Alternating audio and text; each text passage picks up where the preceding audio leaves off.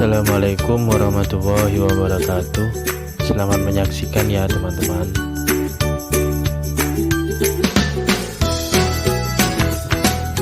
Materi pencatatan perkawinan campuran, mata kuliah manajemen administrasi perkawinan Islam.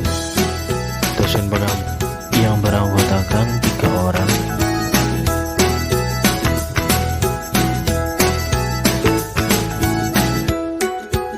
Yang pertama Ahmad Royhan, yang kedua El Mehdi Robat, yang ketiga Siti Humayroh. Saya akan menyampaikan tentang pengertian dan undang-undang yang mengatur.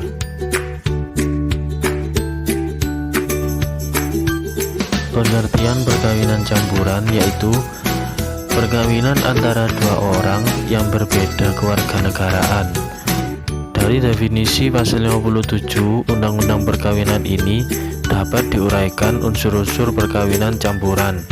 Yang pertama, perkawinan antara seorang pria dan seorang wanita. Yang kedua, di Indonesia tunduk pada aturan yang berbeda. Yang ketiga, karena perbedaan kewarganegaraan.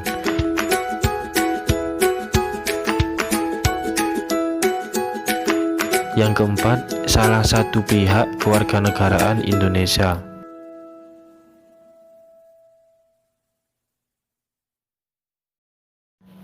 Unsur pertama jelas menunjukkan kepada asas monogami dalam perkawinan. Unsur kedua menunjukkan kepada perbedaan hukum yang berlaku bagi pria dan wanita yang kawin. Tetapi perbedaan itu bukan karena perbedaan agama, suku, bangsa, golongan di Indonesia. Kemudian unsur ketiga karena perbedaan kewarganegaraan. Perbedaan kewarganegaraan ini bukan kewarganegaraan asing semuanya. Unsur keempat, bahwa salah satu kewarganegaraan itu ialah kewarganegaraan Indonesia.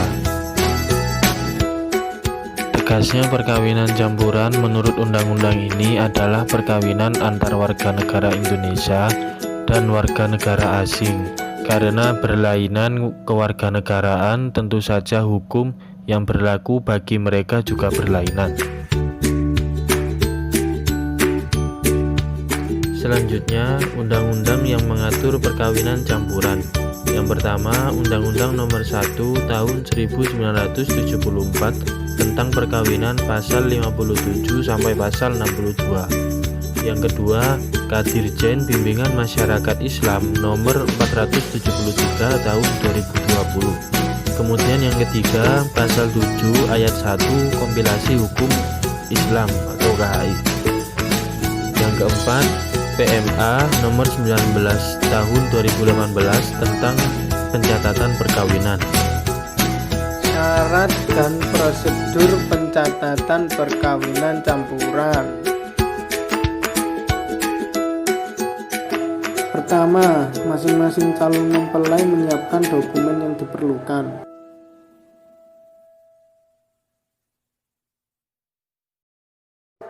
Persyaratan perkawinan campuran bagi warga negara Indonesia yaitu 1. Akta kelahiran, 2. Kartu keluarga, 3. Paspor, 4. Kartu tanda penduduk, dan yang terakhir pas foto.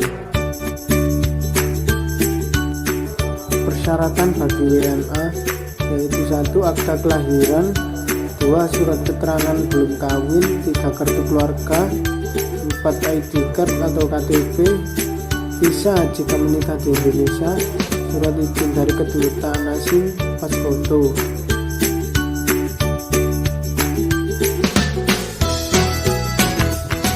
Dokumen ini dilegalisir dan diterjemahkan ke dalam bahasa Indonesia.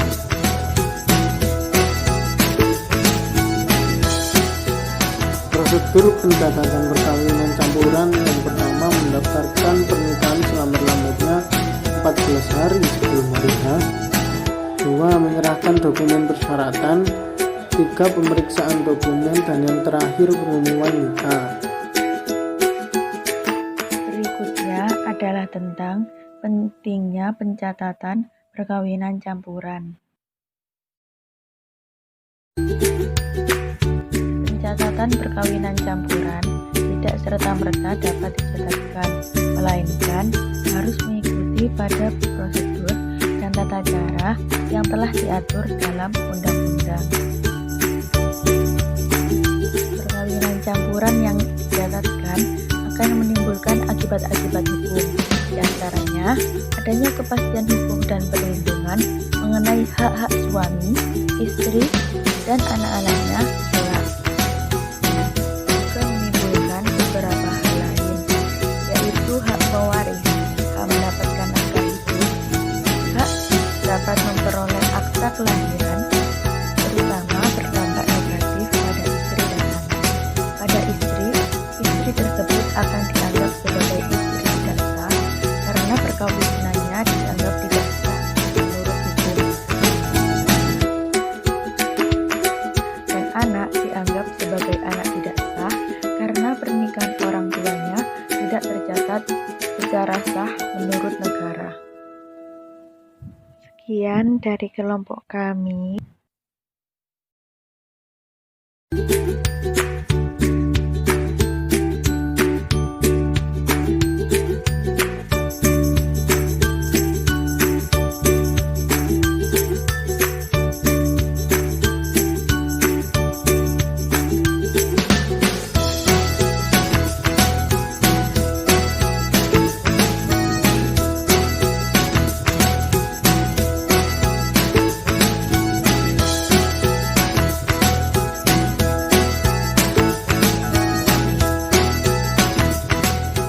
Terima kasih teman-teman.